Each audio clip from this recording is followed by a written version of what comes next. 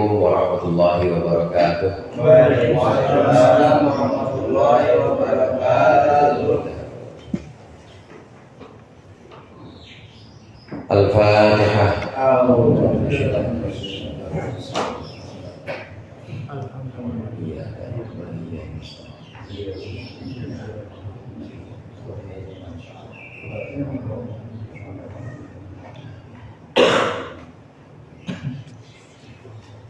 Alhamdulillah, wassalatu wassalamu ala sayyidina Muhammad ibn Abdullah wa ala alihi wa ashabihi wa man tabi'ah hudah wa la hawla wa la quwwata illa billah, amma ba'du. Fa inna asdaqal hadithi kitabullah wa khairal hadi hadi Muhammadin sallallahu alaihi wasallam wa syarrul umuri muhdatsatuha wa kullu muhdatsatin bid'ah wa kullu bid'atin dhalalah.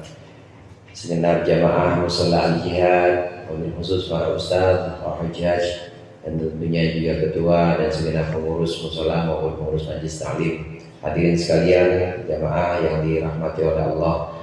Alhamdulillah malam hari ini kita melanjutkan pengajian kita mengaji kitab Nashaihul Ibad.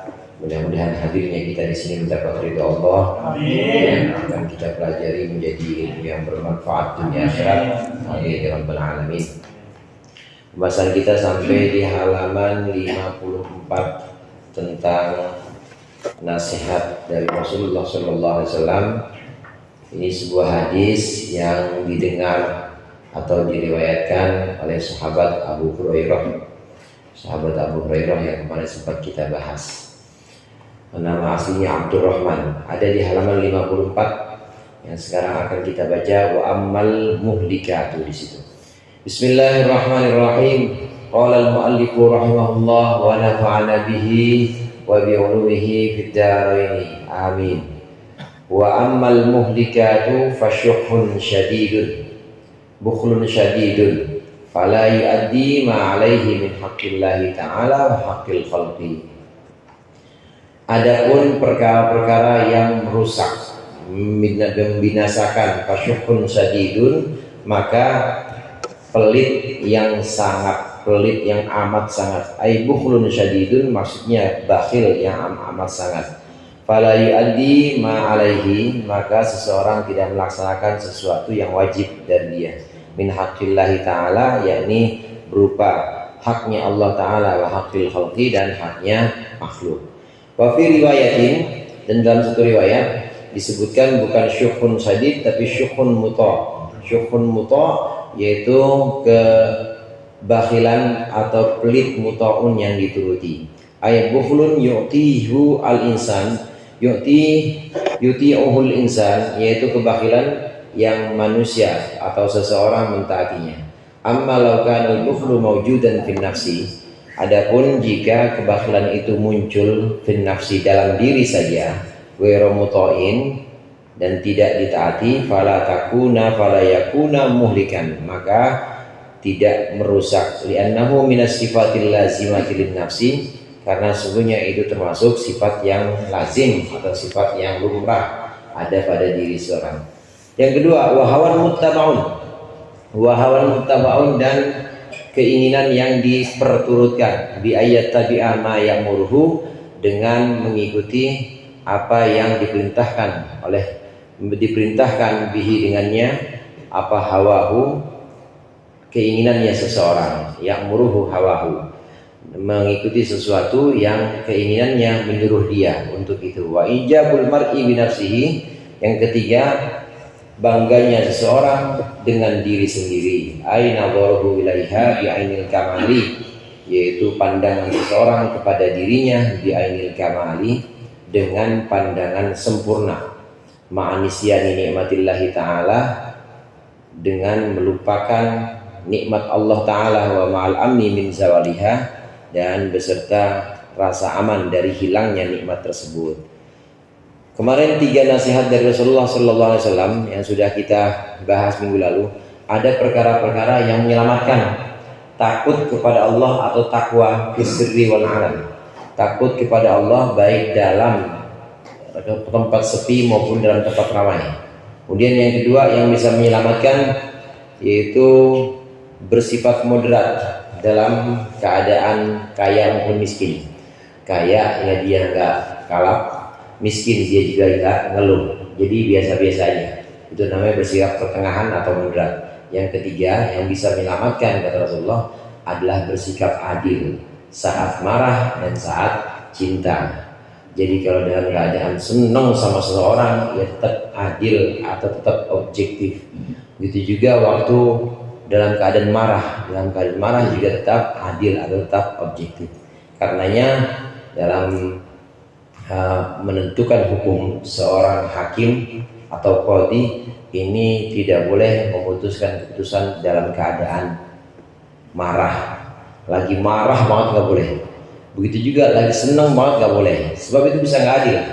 Kalau lagi senang banget, kalau lagi cinta banget kepada sesuatu. Misalnya dia lagi cinta banget, senang banget sama Son Horeg. Tahu Son Horeg Pak? Lagi senang banget sama Son Horeg. Maka dia nggak boleh memutuskan keputusan itu. Ya bukan cuma senang, orang yang dia donatur, gimana mau menentukan keputusan orang dia demen. Begitu juga dalam keadaan benci banget, dalam keadaan marah atau tidak suka, ini juga nggak boleh menentukan keputusan, karena pasti bisa melenceng keputusannya, bisa nggak adil. Jadi supaya bisa selamat bagaimana adil dalam keadaan marah maupun dalam keadaan senang, marah maupun dalam keadaan cinta. Ini pesan Rasulullah yang tiga hal yang bisa menyelamatkan. Nah yang berikut ini adalah 3 hal yang bisa merusak, bisa membinasakan kita. Kita dibagi dalam diri kita ini, dibagi amalan-amalan kita ini, ada amalan lahiriah dan ada amalan batin atau amalan-amalan hati. Yang sedang kita bahas di sini adalah amalan-amalan hati semua ini, amalan-amalan hati. Apa saja perkara-perkara yang merusak? Ada 3 perkara yang merusak. Yang pertama yaitu pelit. Pelit kebangetan pelit. Pelitnya pelit akut. Bahasa Arab itu bukhl. Bukhl itu sifatnya, orangnya namanya bakhil. Tahu ya, kalau bakhil udah jadi bahasa Indonesia ya Pak ya. Bakhil orangnya, kalau bakhil itu sifatnya namanya bukhl. Ya bukhl. Ini sifat bakhil yang sangat, atau sifat bakhil yang udah parah sekali dan dia turuti oleh seseorang, ini bisa merusak dia. Dia akan merusak orang kalau sudah pelit banget, itu pasti dia udah nggak bisa bersikap adil. Jangankan kepada orang lain, untuk diri sendiri aja dia nggak pernah bersikap adil. Ada hak-haknya badan dia yang kadang-kadang dia tidak tunaikan. Ada hak-hak dari bagian tubuh dia yang kadang-kadang nggak dia kasih. Dia orang kalau udah saking pelitnya Pak, ya di rumah itu pasti lampu dimatiin semuanya. Padahal ada orang mati semuanya. Dicari lampu yang paling murah 5 watt. Cuma 5 watt kalau ruang tamu remeng banget, ruang tamu rasanya samun banget, nggak enak gitu. Ya tempatnya jin segala itu kalau gelap-gelap begitu. Ya nanti kalau tidur dimatiin lampunya, kalau tidur dimatiin dia nggak pakai baju. Kenapa nggak pakai baju? Karena pelitnya itu Pak. Karena pelitnya, sayang. Baju ada nggak? Ada baju. Cuma sayang baju buat kondangan aja. Masa baju dipakai buat tidur? Nggak, biarin saya belegot aja, belegot. Biarin saya mah nggak usah pakai baju juga sehat sih. Ini saking pelitnya, beli baju ya cuma berapa potong. Kalau dipakai juga itu nggak pernah dia pakai di rumah, dipakai kalau keluar doang. Itu saking pelitnya. Ya lampu juga di rumahnya gelap banget. Kenapa? Kata dia ngirit. Saking pelitnya tuh orang kalau udah parah kayak begitu, bakhilnya parah seperti itu sifat bakhilnya, maka dia tidak akan bisa menunaikan hak untuk dirinya sendiri. Kan ada haknya badan ya dipakai pakaian yang pantas, ya haknya keluarga ya dinyalain itu lampu buat rumah, ya rumahnya ya yang kira-kira layak buat anak-anaknya belajar, apa dia pada berkumpul keluarganya. Nah ini saking pelitnya, saking ngiritnya, ya, dia tidak menunaikan haknya untuk diri sendiri, apalagi untuk orang lain. Orang kalau sudah bakhil, kalau sudah pelit, maka hak-hak orang lain juga akan lalai, akan terbengkalai, nggak akan dia tunaikan. Hakil khalqi yang dimaksud di sini adalah hak orang. Hak orang yang harusnya dia tunaikan atau yang harusnya dia sampaikan, nggak bakal dia sampaikan. Sebagian harta yang Allah titipkan kepada dia harusnya hak orang miskin, tetangganya yang lagi butuh, tetangganya yang lagi minta tolong, didatengin dia diminta tolong nggak bakal ngasih karena pelitnya itu. Dia akan menahan hak Allah, menahan hak tetangga-tetangga atau hak orang lain, hak manusia yang ada pada diri dia, itu dia ditahan, nggak akan dia tunaikan. Itu tetangga kan orang. Kadang bukan orang aja, kalau orang pelit mah nggak bakal dikasih. Ama kucing lewat, itu makanan bekas makan dia agak dikasih juga. Ya pokoknya jangan, kalau bisa mah kalau bisa mah dia makan lagi, jangan sayang-sayang dikasih buat kucing, saking pelitnya itu. Hakul kholqi, hak milik dari makhluk atau orang lain, baik itu manusia atau binatang, itu gak akan pernah dia tunaikan karena pelitnya itu, saking pelitnya. Demikian juga orang pelit ini tidak akan menunaikan haknya Allah, kewajiban yang ada pada diri dia dan harus ditunaikan untuk Allah, ini tidak akan dia lakukan, gak akan dia tegakkan, tidak akan dia tegakkan kewajiban itu. Kewajiban kepada Allah, harusnya dia mengeluarkan zakat, harusnya dia sedekah atau zakat sunnah. Zakat yang namanya sedekah, kalau sunnah namanya zakat, wajib namanya zakat. Kalau sedekah sunnah yang namanya sedekah atau sedekah tatawu. Ini nggak pernah ditunaikan karena pelitnya. Hadirin sekalian, sifat bakhil ini sebenarnya memang lazim.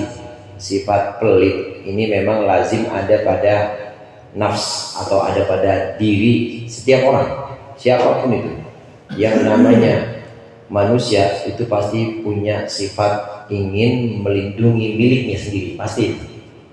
Dia punya milik, dia punya sesuatu yang ada pada diri dia, pasti dia pengen itu ada terus dan gak kurang. Itu lazim sifat diri manusia. Nah yang bahaya ini kalau syuhun muto, yang bahaya bakhil, tapi bakhil yang diturutin. Harusnya dia banyak kelebihan hartanya, tapi dia nggak mau sedekah, itu namanya syuhun atau bakhil yang benar-benar diturutin. Kalau hanya dalam hati saja, tadi saya katakan ini amalan hati. Kalau hanya dalam hati saja, pengen ini buat saya semuanya, tapi begitu ada orang minta tetap dikasih. Pengen ini biar ada terus, nggak kurang-kurang, kalau bisa tambah terus, tapi tetap dia memberikan hak kepada keluarganya, saudara-saudaranya. Kalau hanya dalam hati saja nggak diturutin, ini nggak apa-apa, lazim, wajar, karena setiap orang itu pasti punya sifat ingin miliknya itu nggak dikurangin atau nggak hilang dari diri dia. Nah, sangat berbeda dengan Rasulullah SAW. Rasulullah SAW ini orang yang sangat dermawan. Rasulullah as-sakhi, sakhi itu artinya dermawan. Dan Rasulullah juga menjanjikan untuk orang yang dermawan, as-sakhiyu qaribun minallah, qaribun minan nas, ba'idun minan nar. Orang yang dermawan itu dekat kepada Allah, dekat kepada manusia. Orang yang dermawan nih jauh dari neraka. Sebaliknya al-bakhilu ba'idun minallah, ba'idun minal jannah, qaribun minan nar. Orang bakhil itu pasti jauh dari Allah.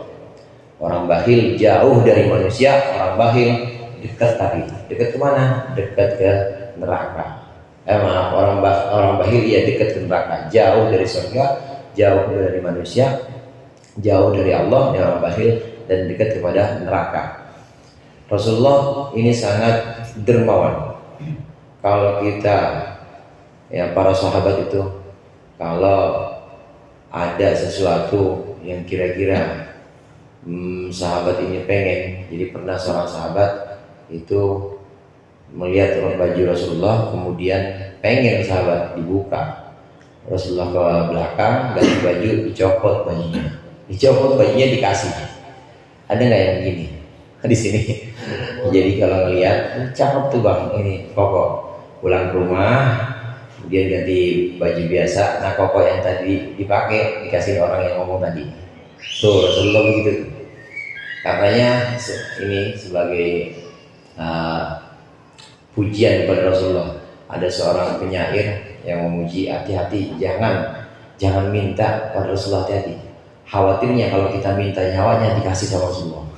Saking terbawanya tuh. Apa aja dikasih. Ini Rasulullah sakhi, lawannya bakhil. Sifat bakhil ini tidak boleh, meskipun lumrah tapi jangan diturutin, meskipun wajar tapi jangan diturutin, sehingga membuat kita enggan menunaikan kewajiban kita pada Allah, membuat kita enggan menunaikan kewajiban kita kepada manusia. Jangan. Jadi kalau ada keinginan untuk abadi kepemilikan kita, kalau ada keinginan yang dalam diri kita ini nggak berkurang, itu wajar, tapi jangan diturutin kalau harus dikeluarkan, karena sebenarnya ada hak-hak orang lain yang memang Allah titipkan kepada kita. Ini yang pertama tentang sifat bakhil. Sifat bakhil lumrah atau wajar dalam diri seseorang, yang artinya lumrah ini merasa bahwa dia itu punya, dan punyaannya itu harus ada pada diri dia, tapi jangan diturutin. Selama diturutin, ini yang bahaya, ini yang bisa merusak. Yang kedua yang merusak yaitu hawa nafsu yang diikuti, hawa nafsu yang dituruti. Jadi diturutin aja. Kata hawa ini nama lainnya kadang-kadang disebut sebagai syahwat atau keinginan. Jadi syahwat itu bukan hanya keinginan kepada lawan jenis, bukan, tapi semua keinginan sebenarnya itu adalah syahwat. Zuyyina lin-nasi hubbus syahawati minan nisa'i wal banina wal qanatiril muqantarati minadh dhahabi wal fiddah. Dalam Al-Baqarah itu manusia itu memang dihiasi kehidupannya dengan rasa cinta, dengan rasa demen. Pasti yang namanya manusia di dunia ini demen. Ada demen terhadap kesenangan-kesenangan. Ini syahwat namanya. Jadi syahwat ini kesenangan. Sama hawa itu nama lainnya syahwat. Hawa atau kesenangan-kesenangan ini bisa kesenangan pada perempuan, bisa kepada anak, bisa kepada harta benda, dan lain sebagainya. Ini yang namanya hawa atau syahwat nama lainnya. Yang merusak itu hawa nafsu atau syahwat yang diturutin. Jadi nyuruh apa aja itu diturutin sama dia. Disuruh apa saja sama dia diturutin, maka ini yang bisa merusak. Sebagian ulama mendefinisikan atau mentakrif hawa atau hawa nafsu itu sebagai satu kecenderungan. Hawa nafsu adalah satu kecenderungan diri kita, satu kecenderungan jiwa kita yang ingin kepada sesuatu yang enak-enak, tapi tidak memperhatikan norma-norma agama. Hawa nafsu itu adalah kecenderungan jiwa untuk yang enak-enak, mengabaikan norma-norma agama. Nah, kalau tidak mengabaikan norma-norma agama itu maka masih diperbolehkan. Tapi kalau mengabaikan norma-norma agama, maka itu nggak boleh. Karenanya hawa atau syahwat ini ada yang positif, ada yang negatif. Hawa nafsu kadang disebut juga dengan syahwat, kecenderungan untuk enak-enakan. Ini ada yang positif, ada yang negatif. Yang positif itu kalau ada dalam rangkaian aturan-aturan agama. Orang laki umumnya demen nggak sama perempuan, Pak? Orang laki demen nggak sama perempuan? Pasti pada normal kan ya? Demen nggak sama perempuan? Demen. Nah, kalau masih dalam rangkaian agama, maksudnya masih ikut dalam koridor hukum-hukum agama, disediakan oleh agama yang namanya hukum nikah. Maka nikahlah itu sah. Nikah masih jauh ya halnya, angeh masih nikah. Karena memang lazim atau lumrah ada keinginan-keinginan itu, keinginan-keinginan yang sifatnya sangat manusiawi. Nah, ini yang positif yang bagaimana? Hawa atau nafsu yang positif kalau dia mengikuti aturan-aturan agama, maka disediakan sarananya yaitu dengan hukum nikah, dengan ajaran nikah. Umumnya orang itu sama duit demen nggak Pak? Ada yang demen miskin di sini? Sama duit demen nggak? Demen, umumnya orang pasti demen sama duit. Boleh nggak? Boleh, tapi ada dalam koridor agama. Keinginan-keinginan itu kalau dituntun dengan keinginan agama, maka jadi keinginan yang diperbolehkan, keinginan yang tidak merusak. Karenanya tidak termasuk yang merusak, bukan yang negatif. Orang makan, perlu makan nggak kita Pak makan? Perlu kita makan. Enak ya kita pilih makan yang biasa-biasa aja, apa makanan yang lezat? Yang lezat pasti kan, tapi nggak apa-apa yang lezat juga boleh, makan makanan yang lezat juga. Nah tapi harus dengan norma-norma agama, harus dengan aturan-aturan agama.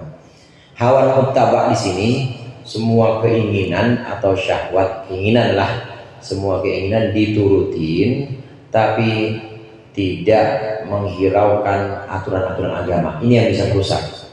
Nah kalau keinginan-keinginan itu diatur dengan hukum-hukum agama, dia nurutin dengan ketetapan-ketetapan syariat, bagaimana? Boleh, dan itu tidak merusak. Karena agama Islam bukan agama yang menghilangkan fitrah manusia, bukan. Agama Islam bukan agama seperti agama-agama lain yang kemudian ada cara hidup misalnya tidak kawin atau cara hidup nggak makan yang bernyawa. Tetap boleh. Sebagian orang-orang Yahudi pengikut Abdullah bin Salam pada waktu di Madinah. Ini sebagian mereka ada yang ikut Abdullah bin Salam. Mereka bilang, ya udah sapi itu kan memang boleh di agama Islam, tapi menurut kami sapi semuanya tuh, sapi, susu sapi semuanya itu nggak dimakan sama Abdullah bin Salam. Dagingnya apalagi ini juga nggak dimakan.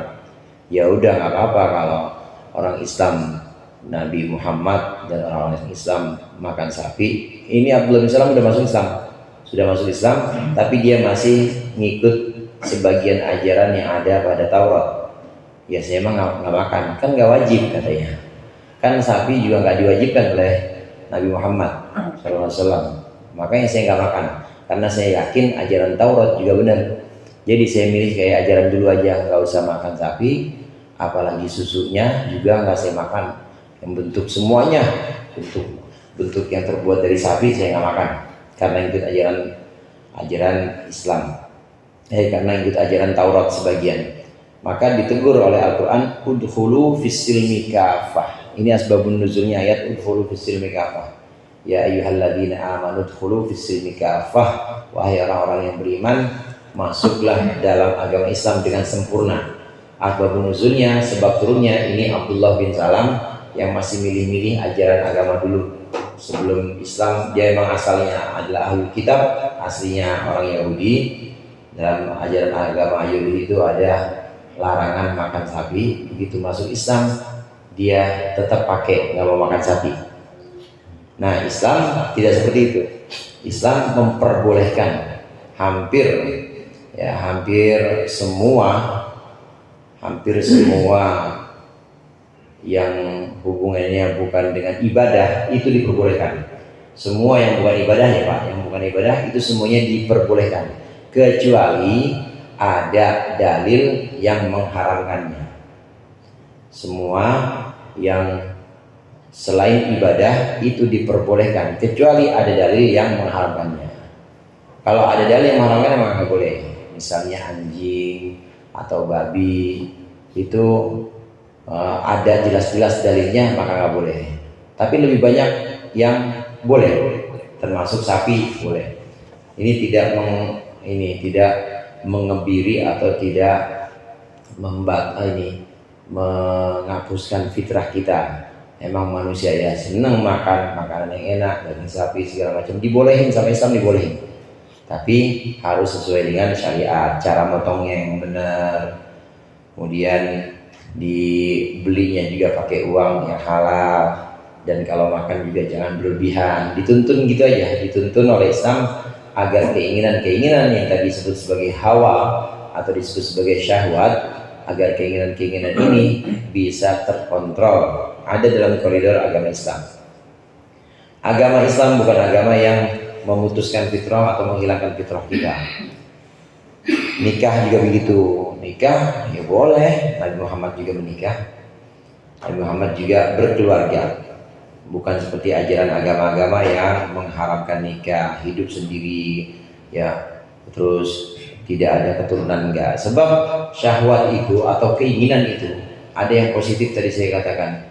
Karena dengan keinginan itu justru dunia bisa berjalan. Coba deh Pak, orang kalau nggak punya syahwat atau nggak punya keinginan, orang kalau nggak punya keinginan, pasti semuanya kayak malaikat. Nggak bakal ada yang dagang kayak Pak Agus. Nggak bakal ada orang yang kerja di bank kayak Bang Olil. Nggak bakal ada. Ya orang maunya sholat aja, diem aja di rumahnya. Diem di rumah aja, orang nggak perlu apa-apa, nggak ada keinginan apa-apa. Dunia bisa nggak jalan. Tunggu 100 tahun. Ya, 100 tahun Pak Agus, Bang Olil masih ada nggak kira-kira? Insyaallah. Taruhlah umumnya orang 100 tahun. Tunggu ibadah rajin. Karena dia nggak demen perempuan, karena dia nggak demen makan segala, nggak ada. Udah ibadah aja, habis sudah. Yang ngaji pada nggak ada. Kenapa? Orang udah nggak ada keturunannya. Orang kan nggak demen perempuan. Karenanya syahwat kadang disederhanakan menjadi dua. Hawa, tadi saya sebut hawa itu syahwat. Pengertiannya keinginan-keinginan. Ini dibagi dua. Ada syahwat perut, ada syahwat farji, kelamin. Nah, dua-duanya kalau dikelola secara positif, maka itu bagus. Yang bahaya kalau diperturutkan tapi dia mengabaikan syariat, yang bahaya. Ditaruh di mana aja itu yang namanya ini bakal anak, ini yang bahaya. Tapi harus di dalam koridor agama.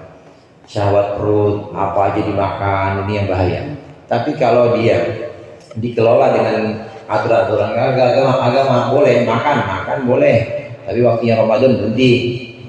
Boleh nggak makan? Boleh, tapi jangan kenyangan. Ini yang terus bisa menghidupkan atau memakmurkan dunia. Itulah alasan kenapa Allah menjadikan manusia sebagai khalifah atau sebagai pengelola, pengganti Allah untuk mengelola dunia ini. Kalau malaikat yang mengelola dunia ini nggak rame, nggak bakal ada orang dagang, dan nggak ada tantangannya, saudara. Nggak ada tantangannya pasti. Itu malaikat pasti begitu-gitu aja. Nah, kalau manusia demikian Allah ciptakan sangat sempurna, ada tantangannya. Tantangannya apa? Mengelola hawa nafsu ini tadi. Kalau malaikat udah ketahuan taat pasti malaikat. Nggak pernah maksiat dan nggak pernah menentang perintah-perintah Allah.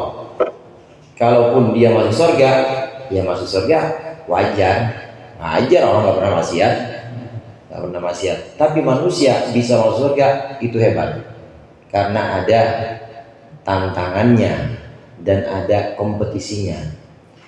Ada orang main bola misalnya, menang saya 5-0. Lawan siapa Bang? Ya saya main sendiri sama gawang. Ya, main sendiri sama gawang. Enggak ada lawannya, enggak ada, saya main sendiri sama gawang. Ya itu mah namanya bukan menang. Nah, ini benar-benar dikatakan menang kalau ada lawannya. Nah, kita ada lawannya. Lawannya apa? Setan. Termasuk hawa nafsu kita. Walaupun ada yang positif, tapi kadang negatif juga, ini kita lawan. Nah, setelah melewati kompetisi ini, nah dikatakan menang, inilah menang yang sesungguhnya. Karena yang negatif ini dilawan, yang negatif ini jadi musuh kita. Tapi yang positif tetap bermanfaat. Hawa nafsu yang kadang disebut sebagai syahwat, dengan makan itu orang bisa kerja. Dengan kerja, kalau ada kelebihan dia bisa bagi buat tetangganya, atau punya kelebihan lain, bahkan dia bisa ngelola masyarakat, dia bisa jadi pemimpin dengan makan tuh. Begitu juga dengan adanya hawa nafsu, keinginan untuk menikah atau kawin, maka ada keturunan. Kalau ada keturunan, berarti yang ngaji nggak cuma sampai 100 tahun, nanti sampai 200 tahun ada yang terus nyembah Allah. Sampai 300 tahun ini masih ada yang lanjutin ibadah-ibadah. Kalau nggak ada, yang namanya manusia kan nggak kayak malaikat, mati, habis sudah hari ini al-jihad, nggak ada jamaahnya. Tapi ya syukur masih pada senang sama perempuan kan ya, masih senang sama perempuan. Akhirnya nikah punya anak. Nanti yang nerusin siapa? Fatah yang nerusin, anaknya Bang Holil. Yang nerusin Masna, anaknya Cing Aim. Yang nerusin Hekal, anaknya Kincar. Bang Jajar juga punya anak. Semua anak-anak kita yang bakal nerusin ngaji, bakal nerusin sholat kita. Akhirnya dunia makmur, benar-benar makmur. Bukan cuma makmur dari segi dunianya, tapi dari segi ibadah masih ada yang lanjutin. Ada yang memang hawa nafsu yang positif, tapi yang harus waspada juga ada hawa nafsu yang negatif. Ini yang hawa muttaba, ini hawa nafsu yang diturutin tanpa mengindahkan koridor syariat yang bahaya. Yang berikutnya, bangganya seseorang terhadap dirinya sendiri. Ini yang namanya ujub. Ujub ini termasuk penyakit hati. Di awal tadi saya sebutkan ini kan amalan-amalan hati semuanya. Seperti sifat bakhil itu adalah dari dalam hati. Asal jangan diturutin aja bakhil itu. Kemudian hawa nafsu atau keinginan itu dalam hati juga. Dari dalam diri kita, batin sifatnya, nggak kelihatan. Asal kita ngikutin koridor agama yang positif, itu bisa kita kelola. Kemudian yang berikut ini ujub, bangganya seseorang. Bangganya seseorang terhadap diri sendiri, ini juga bahaya. Jangan kebangetan bangga, jangan terlalu memandang diri kita itu sempurna, jangan. Yang dimaksud ujub di sini memandang bahwa diri kita itu beneran bohong. Nah, itu sesat itu. Ya, itu waktu inian Banten gitu. Iya katanya. Waktu jadi waktu sholat. Ini memandang, yang dimaksud dengan ujub memandang diri sendiri dengan pandangan sempurna, nggak ada kurang-kurangnya. Namanya ujub. Lupa bahwa semua yang dia miliki itu dari Allah. Namanya ujub. Ini bahaya. Yang ada dalam diri kita, kenikmatan, termasuk juga ketaatan, itu semua asalnya dari Allah. Kita yang sehat hari ini dan beberapa hari juga ngaji terus, beberapa minggu juga saya lihat ya orangnya ini semua nih sehat-sehat semua. Saya lihat ini bukan berarti lantaran kita. Ini mah karena saya gaya hidup saya sehat. Ini mah karena saya makanan juga bergizi. Ya, orang BMG apa?